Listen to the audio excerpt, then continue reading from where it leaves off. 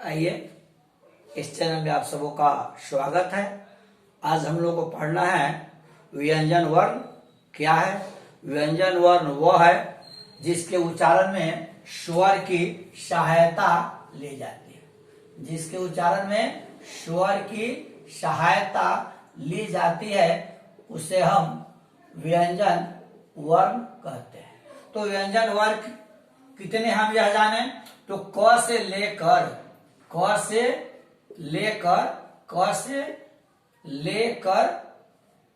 म तक, क से लेकर म तक अर्थात कवर्ग, चवर्ग, टवर्ग, तवर्ग, पवर्ग 25 जो हुआ ना, यह 25 जो है, यह 25 जो हुआ क ख ग से लेकर के, या इसको हम संक्षेप में ऐसे समझे क से म तक। क से म तक कितने हुए 25। कवर्ग, चवर्ग, टवर्ग, तवर्ग, पवर्ग कितने हो गए 25। और इसके बाद हम देखें य, र, ल, व, तालव्य श, मूर्धन्य श, दंत स, ह। ये कितने हुए ये हुए 8। अर्थात कुल व्यंजन की संख्या कितना हुआ 33। यही हुआ व्यंजन की परिभाषा। और यह हमको देखना है यह क्या है, क से लेकर म तक यह व्यंजन है और य से लेकर ह तक अर्थात 33 क्या है व्यंजन है।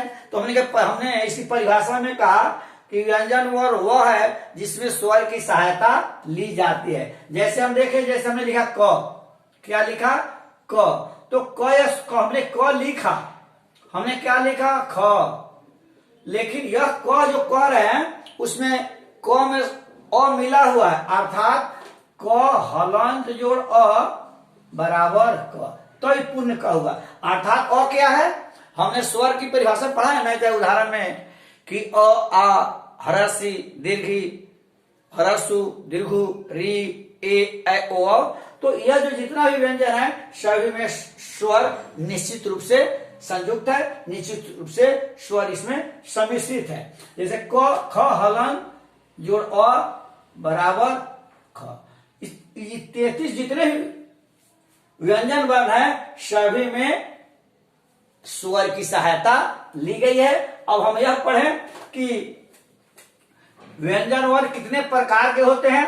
तो हम यह जानते हैं कि चूंकि हम बहुत पहले से पढ़ते आ रहे हैं, वर्ण के बारे में तो हम सब भी जानते हैं, लेकिन हम यह जान भी लिए हैं फिर भी जाने, स्मृति नहीं हो जाए। आपसे पूछे कि व्यंजन के प्रकार, तो व्यंजन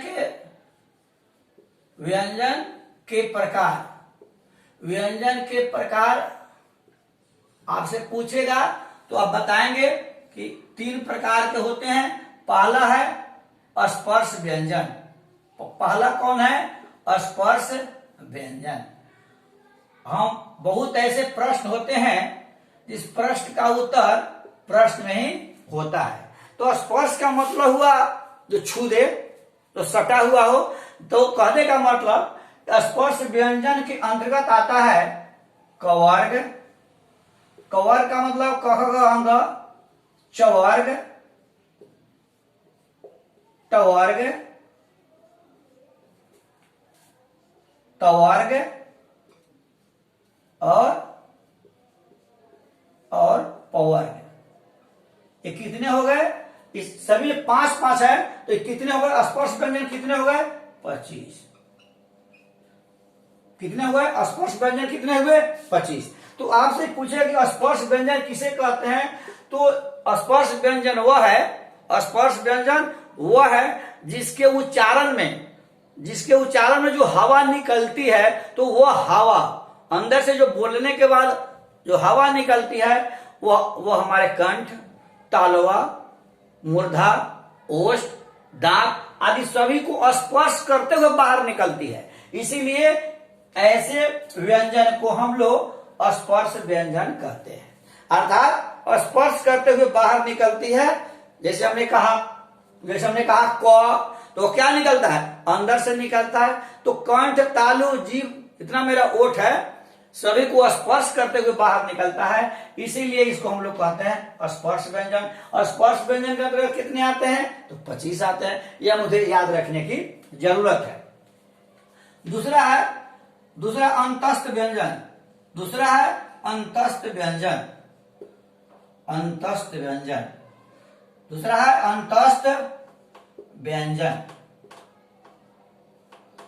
वो वर्ण जो अंतःकरण से निकले, वह वर्ण। हमने कहा ना कि बहुत ऐसे प्रश्न होते हैं जो जिसका उत्तर प्रश्न में होता है, तो ऐसा वर्ण जिसका उच्चारण अंतःकरण से हो, वैसे वर्ण को हम लोग अंतस्थ व्यंजन कहते हैं। जैसे हुआ आपका य, र, ल, य, र, ल और व, ये चार जो हुए, यह हुआ अंतस्थ व्यंजन।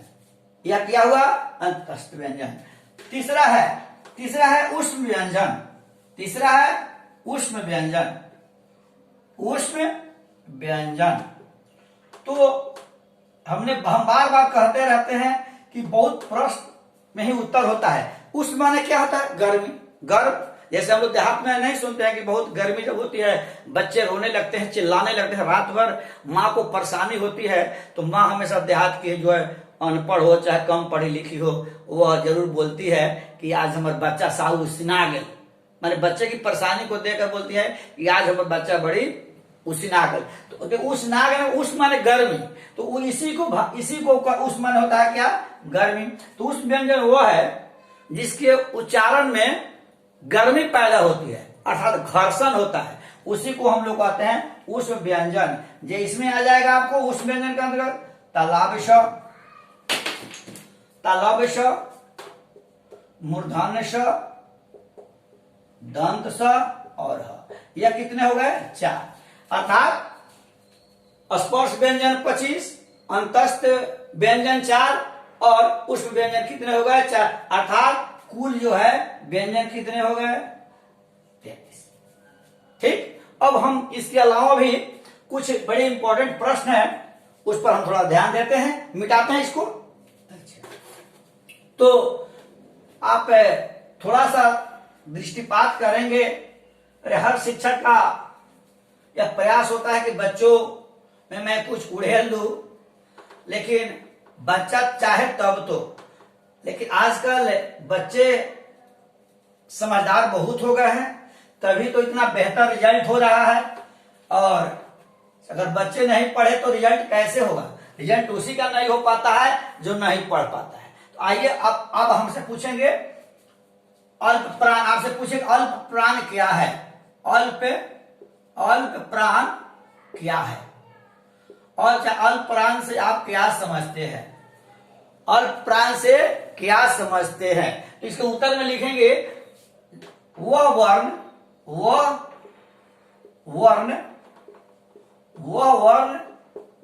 जिसके उच्चारण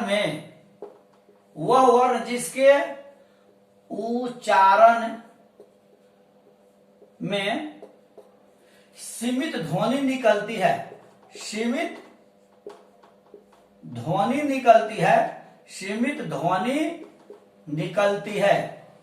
सीमित ध्वनि निकलती है, उसे क्या कहते हैं? उसे अल्प प्राण कहते हैं। क्या कहते हैं? अल्प प्राण कहते हैं। अल्प प्राण कहते हैं। जैसे हमने कहा, यहां भी वही बात है। बहुत ऐसे प्रश्न है जो प्रश्नों का उत्तर प्रश्न हो जाता है। जैसे अल्प माने क्या होता है? अल्प माने छोटा। अल्प माने क्या हुआ? छोटा। तो वह और जिसके उच्चारण में सीमित ध्वनि निकलती है, उसे हम अल्प प्राण कहते हैं। इसके अंतर्गत आ जाता है आपका, इसको जैसे में हम समझे हम इसको जैसे में समझे,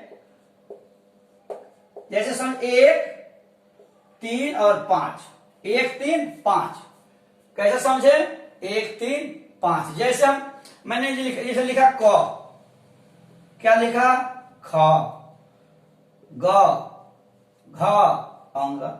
इसके बाद फिर हम लिखते हैं च, छ, ज, झ और य। कितना हुआ?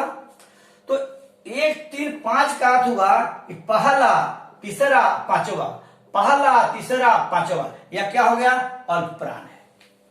क्या है यह? पहला तीसरा पांचवा। हमको यही याद रखना है। हम क जितना बोलते हैं और ग बोलते हैं उससे कहीं दुगुना समय ख में लगता है। जितना हमारा च में लगता है उससे ज्यादा समय हमारा इसमें लगता है, ज में लगता है। इसी प्रकार हमको याद रखने की जरूरत है। 1 3 5, 1 1 3 5। अच्छा हो गया। अब हम देखते हैं कि समझ गए वो वर्ग जिसके उच्चार, इसको जब ये कवर्ग चवर्ग टवर होगा ना तो उसमें 1 3 5 हमको याद रखना है अल्प प्राण में। और यही लिखना है जिसके उच्चारण में कम ध्वनि निकलती है, सीमित ध्वनि होती है। आगे चलते हैं। अब देखते हैं, मिटाते हैं इसको। अब है मेरा है, एक है महाप्राण, एक और है दूसरा है महाप्राण। क्या है? महाप्राण। जिसके उच्चारण में, जिस वर्ण के उच्चारण में, जिस वर्ण के उच्चारण में हुंकार सी निकलती है। हुंकार माने डबल, हुंकार सी निकलती है, हुंकार सी निकलती है, उसे क्या कहते हैं? उसे क्या कहते हैं? महाप्राण कहते हैं। महाप्राण कहते हैं क्योंकि इसमें ज्यादा बल लगता है। इसमें क्या लगता है? ज्यादा बल लगता है। क्या लगता है? ज्यादा बल लगता है। जैसे हम इसको देखेंगे, जैसे हमने लिखा इसी तरह का हम लोग समझे। जैसे हुआ इसका होगा उदाहरण समझने के लिए 2 और 4। इसमें अल्प प्राण में 1 3 5 है, इसमें होगा 2 4। जैसे हम लिखते हैं क ख ग घ अंग, हुआ ना? इसमें 2 4 तो यह हो गया, यह हुआ आपको महाप्राण का दूसरा पांचवा हुआ। तो इसके बाद लिखते हम च छ ज झ और न। तो इसमें कौन होगा? दूसरा जो दूसरा होगा और चौथा होगा, यह हो गया। अब क्या हुआ?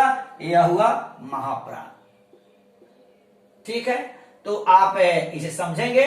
ठीक है, अगले क्लास में। जय हिंद, जय भारत।